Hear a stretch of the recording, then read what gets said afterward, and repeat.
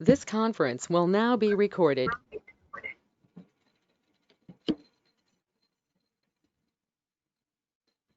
So good morning, everyone. So today I'll tell you the neoplastic lesions, the benign lesions of the breast tissue. I'll wait for 2 more minutes so that other students will also join the class.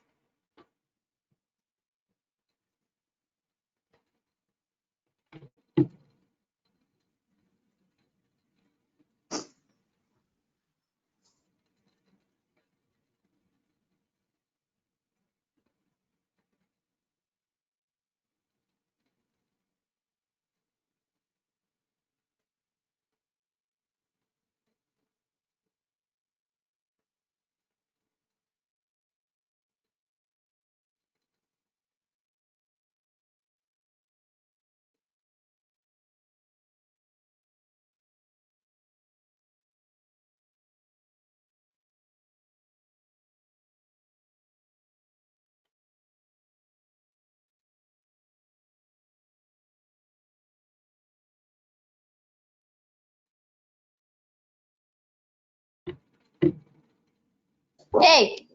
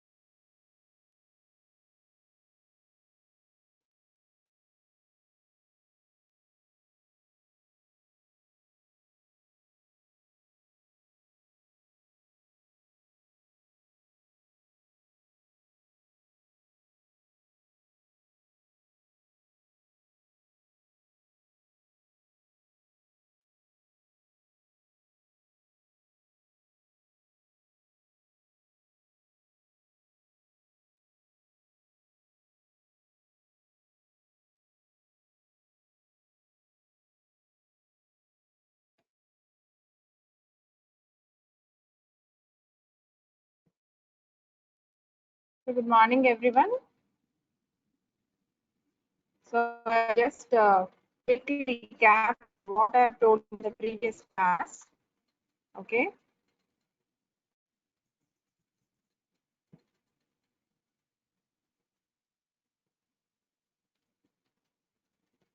Hope we have started the reading this topic. So I've told you the important blood supply and the lymphatic drainage of the breast. Okay.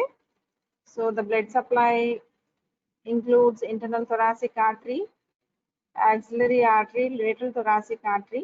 Okay. And the breast tissue proper extends from second rib to sixth rib.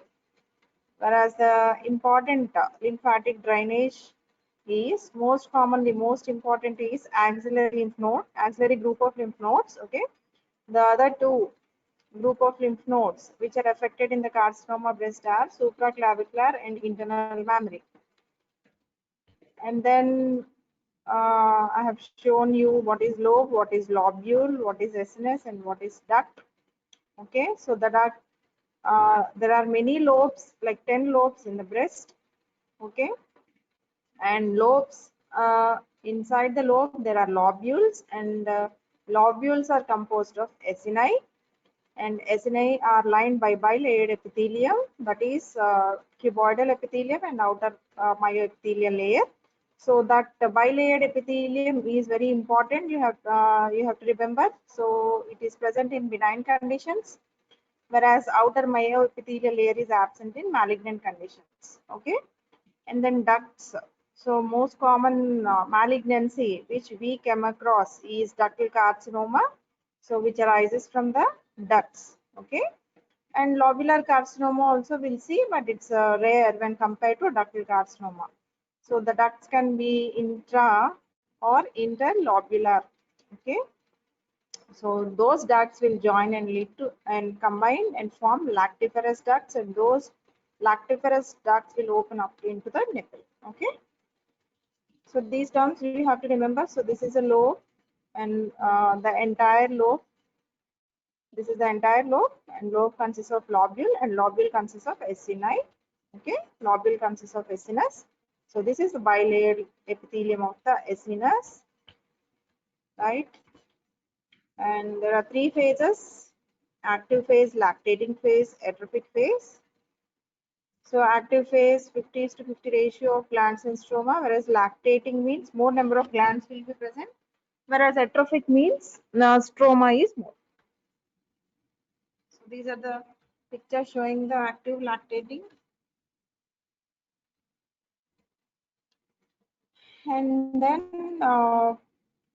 some degenerative or inflammatory lesions I have told you.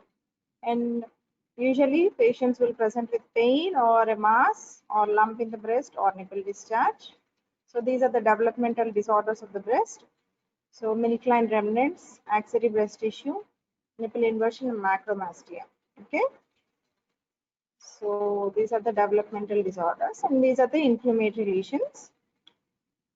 So most common is acute mastitis, and then ductectasia, fat necrosis, which is followed by trauma, and lymphocytic mastitis, granulomatous mastitis. So these are some of the inflammatory lesions which you see in breast tissue. Okay, acute mastitis. So I told you to remember the other names for this squamous metaplasia of lactiferous duct. So it is also called recurrent subareolar abscess, periductal mastitis, or Jaska disease. Okay, sometimes this question may come as 2 marks answer. So just you remember. So they may ask you what is Jaska disease. So you have to write squamous metaplasia of lactiferous duct. Okay. So usually this squamous metaplasia is associated with smoking and vitamin A deficiency. Then ductectasia is dilatation of the duct. Okay, ectasia means dilatation. So dilatation of the duct. Fat necrosis, usually it is followed, history of trauma will be present in fat necrosis. And then lymphocytic mastitis, what you have to remember in lymphocytic means it is associated with some autoimmune diseases. Okay, and autoimmune pathology will be seen in this lymphocytic mastopathy. Granulomatous mastitis, it is not a rule that it is associated with tuberculosis. Okay, usually idiopathic in breast. Okay, granulomatous mastitis is idiopathic in breast tissue. So it is due to hypersensitivity reaction to antigens, especially which are expressed during lactation. So that is granulomatous mastitis. Okay. So these are the pictures of acute mastitis where you are seeing the collections of neutrophils here.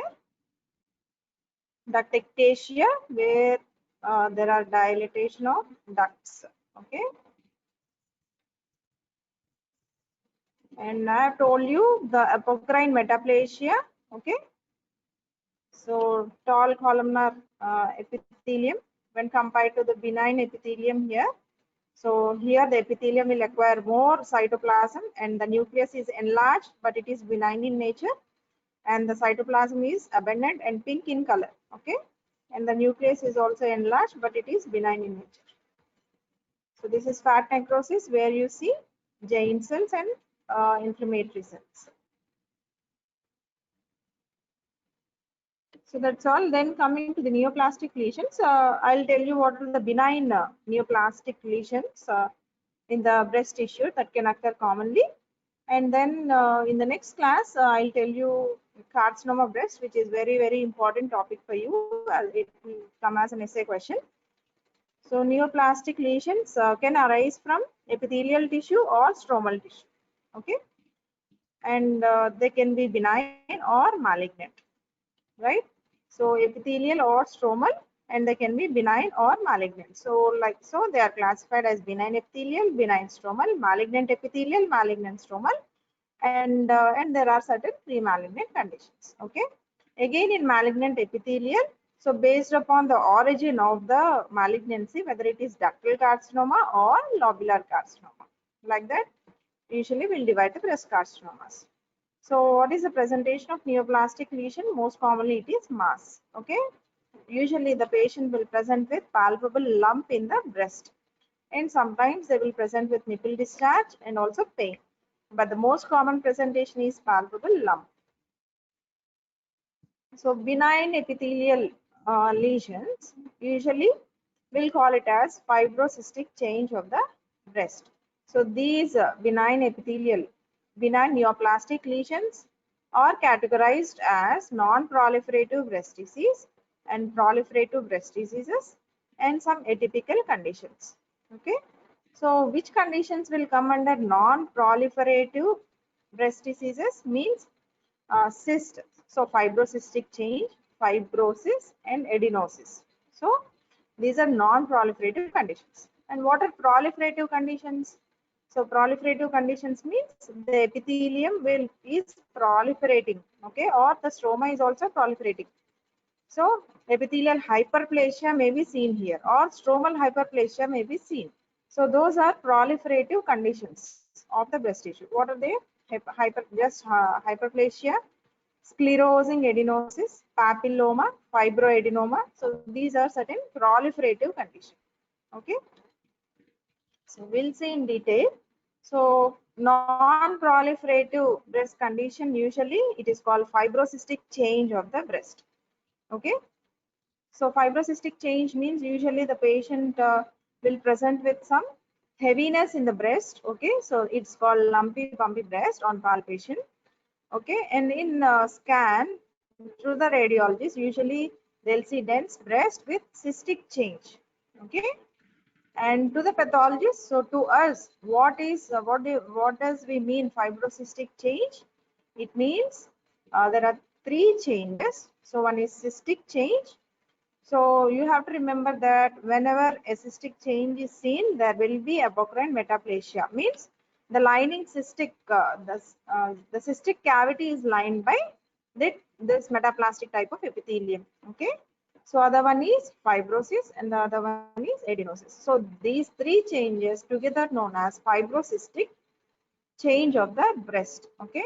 So as the name indicates, fibrocystic, there will be cystic change.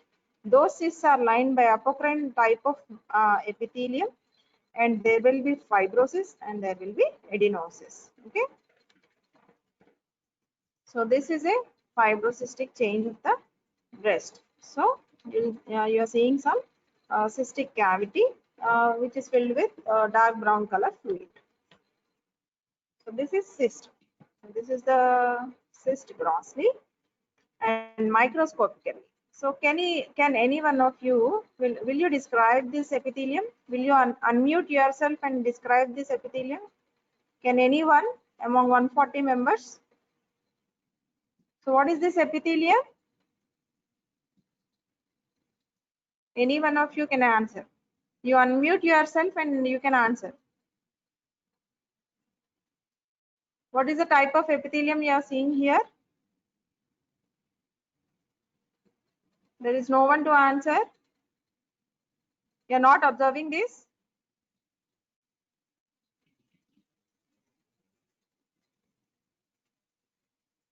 Will anyone answer or shall I tell the answer? What was the, just now I told, cyst is lined by which type of epithelium? No, people are arriving still. So 134.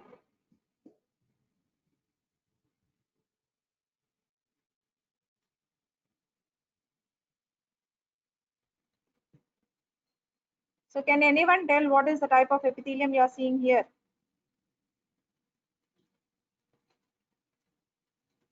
So no one is responding. So this is a cyst which is lined by apocrine type of metaplastic epithelium. Okay.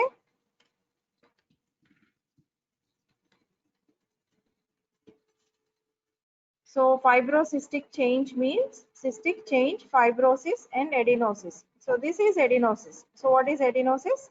There are increased number of acini in a lobule. So I told you lobule composed of acini. So this, the entire thing is lobule. So in the lobule there are acini. So there are increased number of acini in a lobule, that is called adenosis. Okay, you have to clearly understand the terms here: fibrosis, adenosis, cystic change, apocrine change. So you should know, you should understand these terms. Okay, so adenosis means increased number of acini in a lobule.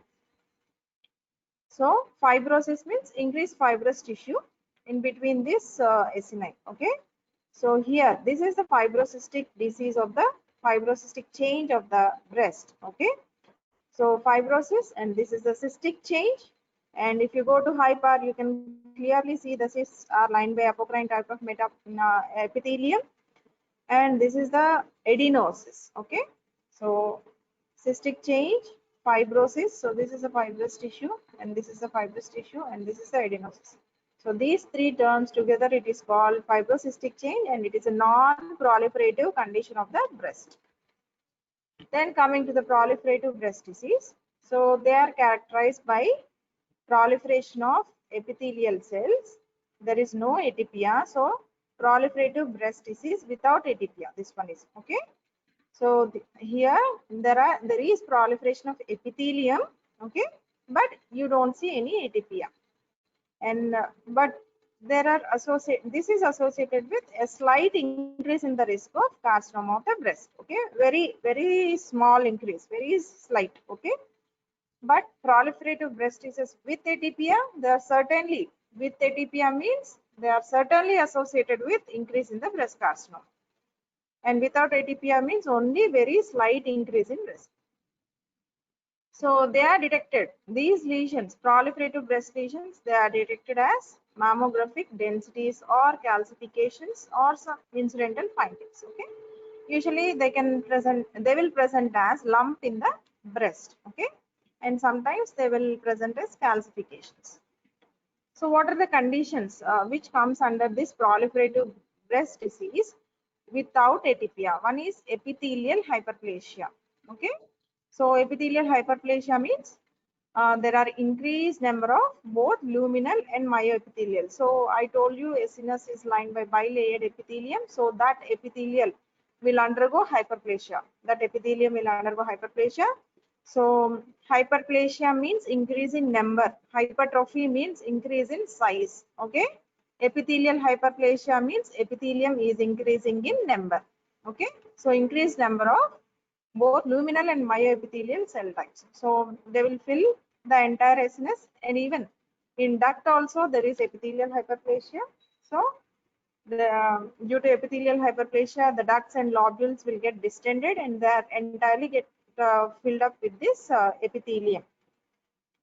And then there are irregular lumens, okay, due to epithelial hyperplasia. Irregular lumens usually you'll see at the periphery of the cellular masses, okay. And the other condition is sclerosing adenosis. So sclerosing means the dense collagen tissue is present. So that is meaning of sclerosing. And adenosis means that definitely, I told you, increased number of acini. Okay. So there are increased number of acini.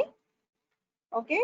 And they are getting compressed. And these increased number of acini are present in the background of collagenous lesion. Okay. So they are distorted and they are present in the background of stromal or dense collagen or stromal fibrosis. Okay.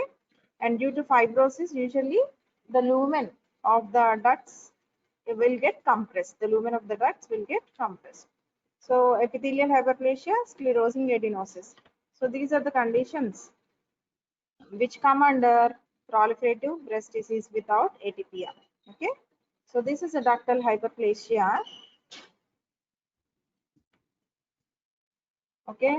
So this is a acinus where you see increased number of the epithelial layers. Okay. So here more number of you can see, we can observe that epithelial hyperplasia is seen. Okay. So this is a ductal hyperplasia, and the lumen at the periphery of the lesion, the lumen is getting narrowed due to epithelial hyperplasia. Okay. So then sclerosing adenosis means, so definitely you'll see increased number of acini in a lobule, and in between that you'll see dense fibrous tissue, that is sclerosing adenosis. So this entire thing are more number of acini, okay, and in between the pink color fibrous tissue is nothing but the collagen. Okay. The other condition is complex sclerosing lesion. Okay. So they have components of sclerosing adenosis. So just now I have told you about sclerosing adenosis. So along with the sclerosing adenosis, if you see papilloma and epithelial hyperplasia, that is called complex sclerosing lesion. So one of the condition in this complex sclerosing lesion is a radial scar. So radial scar, usually it is irregular in shape, and this radial scar will mimic the invasive carcinoma, but it is benign in nature. Okay, it will mimic the invasive carcinoma, especially in mammogram. Okay, so we have to differentiate in microscopy this lesion and the malignant lesion. Definitely complex sclerosing lesion is a benign lesion, but it will mimic the malignancy. What you'll see in the complex sclerosing lesion, so definitely sclerosing word is there, so you'll see dense collagenous tissue, and this in between the dense collagenous tissue there will be entrapped glands. Okay, so you'll see central nidus of entrapped glands in a collagenous stroma or hyalinized stroma. Okay, and these entrapped glands, they are surrounded by radiating projections of collagenous tissue into the stroma. Radiating projections of dense collagen into the stroma. So this is a radial scar. So in the center you'll see entrapped glands or closely packed glands and radiating projections into the stroma. What are these radiating projections? They are nothing but fibrous tissue. Okay. So in the center glands will be there and radiating projections of fibrous tissue into the stroma. So this is called complex sclerosing lesion. So this is another condition of proliferative breast disease. Then coming to the papilloma. So here epithelial hyperplasia is seen, but in the form of papillary projections. As the name indicates, papilloma in the form of papillary projections. So here true papillae will be seen. True papillae means papillae will consist of fibrovascular core. So where this papilloma will grow, they will be present within a dilated duct. Okay, and they are composed of multiple papillae with fibrovascular pores. So here also these papillae are nothing but they are hyperplastic epithelium, and also apocrine metaplasia will be seen. Okay, So there are large duct papilloma and small duct papilloma. So large duct papilloma means usually they are present in the lactiferous duct. So several ducts, interlobular or intralobular ducts will fuse and form lactiferous duct. So large duct papilloma are present in the lactiferous duct, okay, and they are usually solitary. That's the difference you have to remember. They are usually solitary and they're present with the nipple discharge. Because they are present in the lactiferous duct, they will present with the nipple discharge, and they are solitary and they are large. Whereas small duct papillomas, usually they are present, they are multiple, okay, and they are present deep within the breast tissue, not in the lactiferous sinus. They are present deeper within the breast tissue ductal system, and they are present with the palpable mass. So these are the differences. Large duct papillomas are solitary.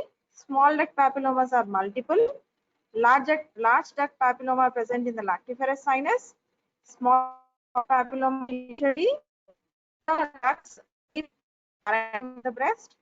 And large duct papilloma present with nipple discharge.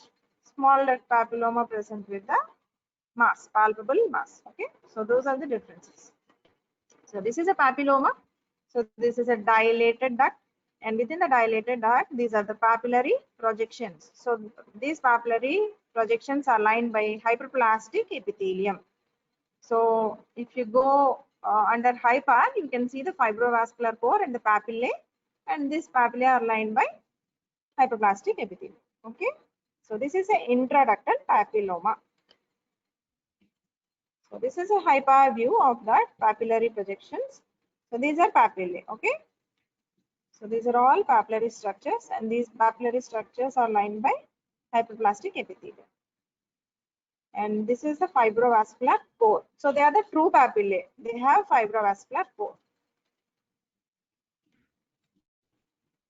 So this you can clearly see the papillae here.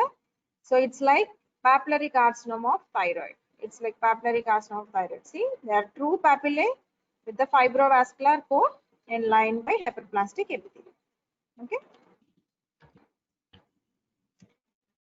So another common benign condition which we come across is fibroadenoma, and this is a very important short notes for you. Okay, so fibroadenoma, it is due to the stromal hyperplasia. It is due to stromal hyperplasia. So I'll tell the theory. You just see the picture here. This is the stromal component. So this first you see the gross. This how it looks grossly is it is a well circumscribed. Okay, it is well defined, well circumscribed capsulated tumor. Okay, so it is well defined tumor, well circumscribed tumor, capsulated tumor. It is usually seen in younger women, and it is always benign, and sometimes secondary changes like calcification can occur. It is always benign.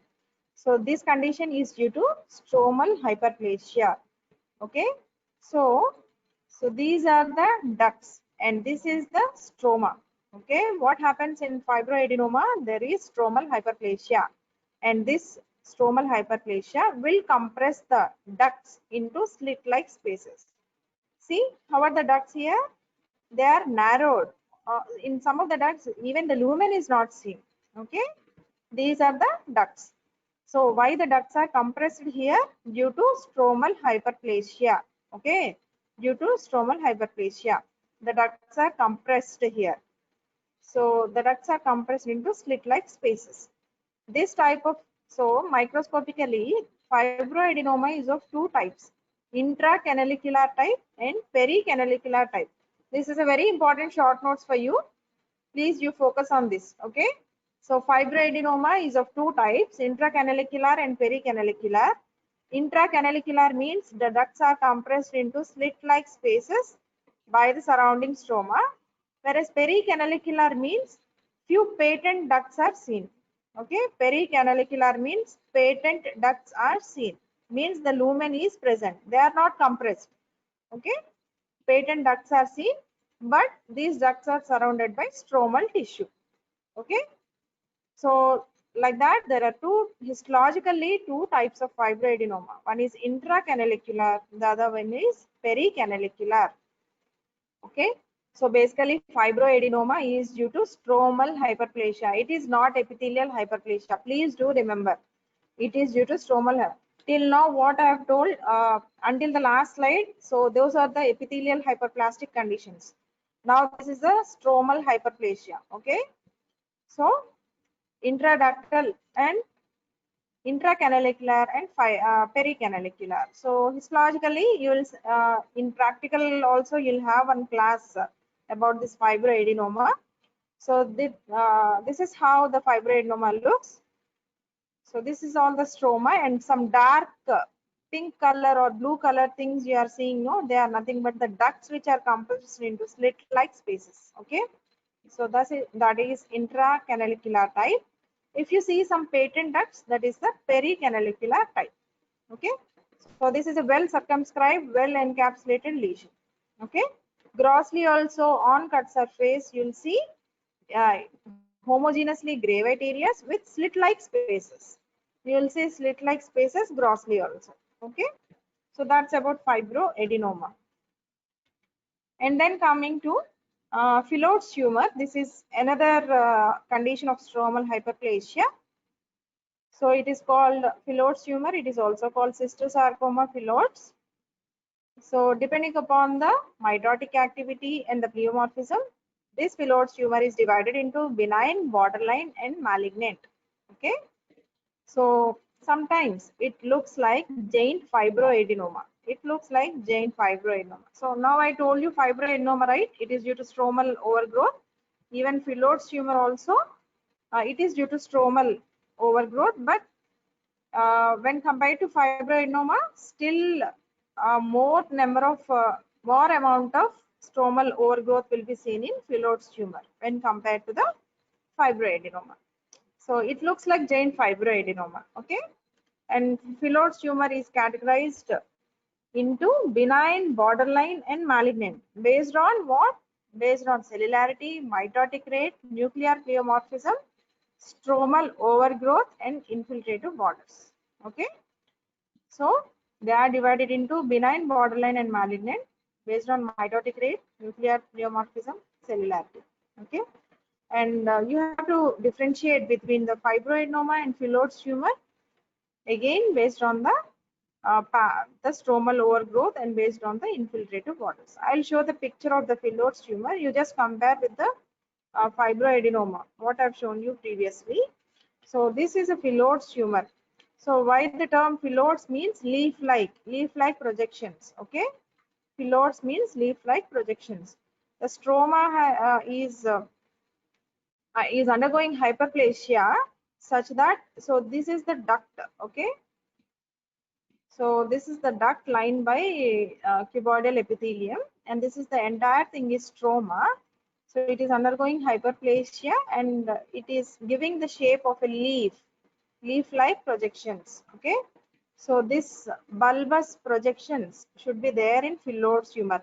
Such type of projections are not seen in fibroadenoma. Such type of projections are not seen in fibroadenoma. Okay, so this entire thing is the stromal tissue. Okay, so only at the periphery you'll see ducts which are lined by cuboidal epithelium, and you'll see bulbous projections. That is another thing. So leaf-like projections or bulbous projections. So the stromal overgrowth is very high when compared to the fibroadenoma. Okay, and you'll see pushing borders here. So that's about Phyllodes tumor. So both fibroadenoma and Phyllodes tumor are very important short notes questions for you. Then coming to the gynecomastia, which is uh, seen in males. Okay, so it is very much related to the hormones, that is excessive estrogen levels. So especially it is seen in obese people where you see hyperestrogenism. Okay, and carcinoma of the male breast is very rare when compared to the female breast carcinomas.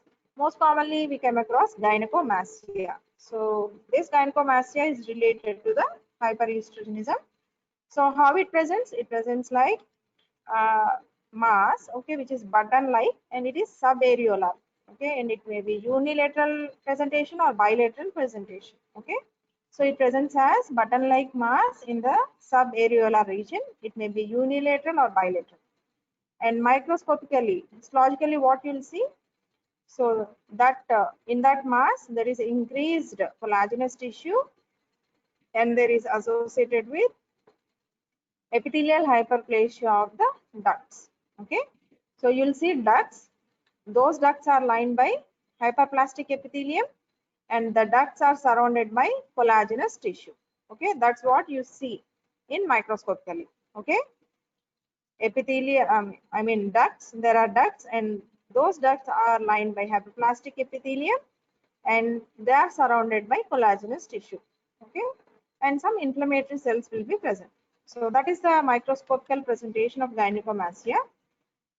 So you don't see lobules and all in gynecomastia, just you'll see some ducts. Okay, and these ducts are lined by hyperplastic epithelium, and these ducts are surrounded by collagenous stroma and some inflammatory cells.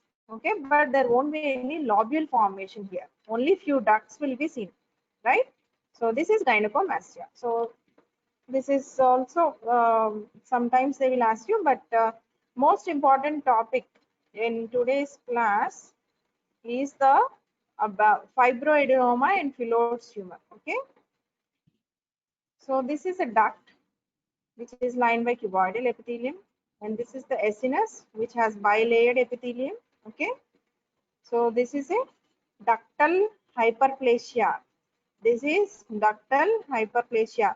Previously also have shown you ductal hyperplasia. Okay, so this is acinar hyperplasia, means adenosis. Okay, so here you'll see entire lobule is filled with acini, so you'll call it as lobular hyperplasia also. Okay, this is ductal hyperplasia, this is lobular hyperplasia, and based upon the uh, individual nuclear features, you'll call it as whether it is benign hyperplasia of the non-atypical hyperplasia of the duct or atypical hyperplasia of the duct. If you are seeing nuclear pleomorphism and all, it is called atypical hyperplasia. And if you are seeing similarly here some atypical nuclear features, we will call it as atypical hyperplasia of lobule. Okay, so based upon the nuclear features, you'll call it as atypical hyperplasia or non-atypical hyperplasia. So the hyperplasia may be ductal hyperplasia or lobular hyperplasia. Okay, so I'll continue in the next class. I'll tell the atypical features and then carcinoma of breast. So please try to concentrate. The next class is a very important topic I'll tell. Okay, so that is carcinoma of breast, which is essay question for you. Please, all of you read whatever we are telling. All of you read thoroughly. If you have any doubts, you can contact us at any time. Okay. Okay then.